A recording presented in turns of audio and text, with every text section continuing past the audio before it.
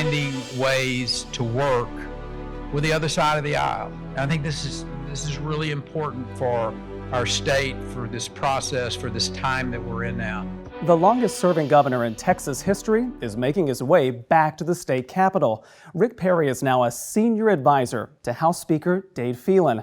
It comes as Phelan faces a tough battle to hold on to power.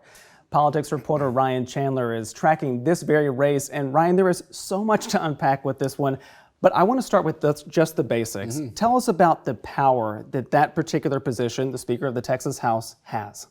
Well, very basically, if you want a law passed in Texas, you better have the Speaker on your side, because a bill is unlikely to even get a debate if it doesn't have the Speaker's blessing. The Speaker is in charge of what bills hit the floor, and he appoints every committee chair. So his power really emanates throughout the entire lower chamber. And even though the House is 150 members to the Senate's 31, they have just as much say over what passes and gets to the governor's desk. The Speaker is really the head of that chamber. You know, as we head into January when the next session begins, we know at this time that there are at least 3 other Republicans who have announced they're going to challenge Phelan for that Speaker position. You know, tell us about who they are and whether or not they pose any serious threat to unseating him in that position. So there's a growing contingent among House Republicans who are pushing back on the Speaker and want a completely different dynamic. To end the practice of appointing Democrats as committee chairs, to prioritize more conservative legislation, even though, by all accounts, Dade Phelan has presided over some of the most conservative sessions in Texas history. So the individuals, we heard from a couple of them who have announced they are running against Phelan. The first to announce was Cypress Republican Tom Oliverson.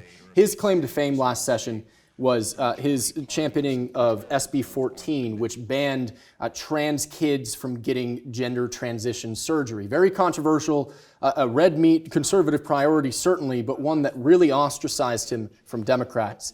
The second is Shelby Slauson, a Stephenville Republican who made a lot of headlines for carrying the abortion ban as her first term in the House. She was the female face of that bill and garnered a lot of conservative credentials for carrying that very big, controversial bill very early in her career as a representative. The third is David Cook from Mansfield. He's a little bit of an X factor. He just announced this week. We don't know a whole lot about his candidacy yet, but there may be more down the pipeline. Those are just the 3 we know of now. All right, something very exciting to watch for sure. Now, out on the campaign trail, we saw former Governor Rick Perry campaigning alongside Dade Phelan in his very contentious primary battle. Now, Perry is joining Phelan's team at the state capitol as a senior advisor. So how significant is that move? It's a big deal. It gives Phelan some conservative credentials. I think there may have been a sense in Phelan's camp that they were getting outgunned by the Republicans that are very intent on getting Phelan out of the way. Dan Patrick and all of his money were campaigning against Phelan in his district, which you just don't do. It's not traditional. Senators, especially the lieutenant governor, don't get involved in House races. But Patrick has made it his priority to get Phelan out because they have a terrible relationship. Patrick has even brought in Donald Trump to endorse Phelan's opponent, and Phelan ended up winning that primary by less than 400 votes, which is unheard of. If you're the sitting speaker, you sail to victory. You barely even face a primary challenge.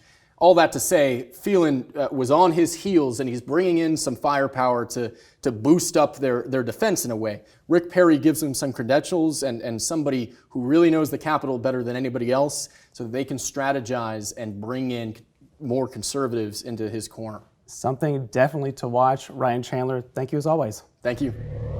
So there's a lot of moving pieces here that have to come together simultaneously. Texas voters approved more than $1 billion to expand broadband in the state. But even though money's available, there are big challenges to overcome.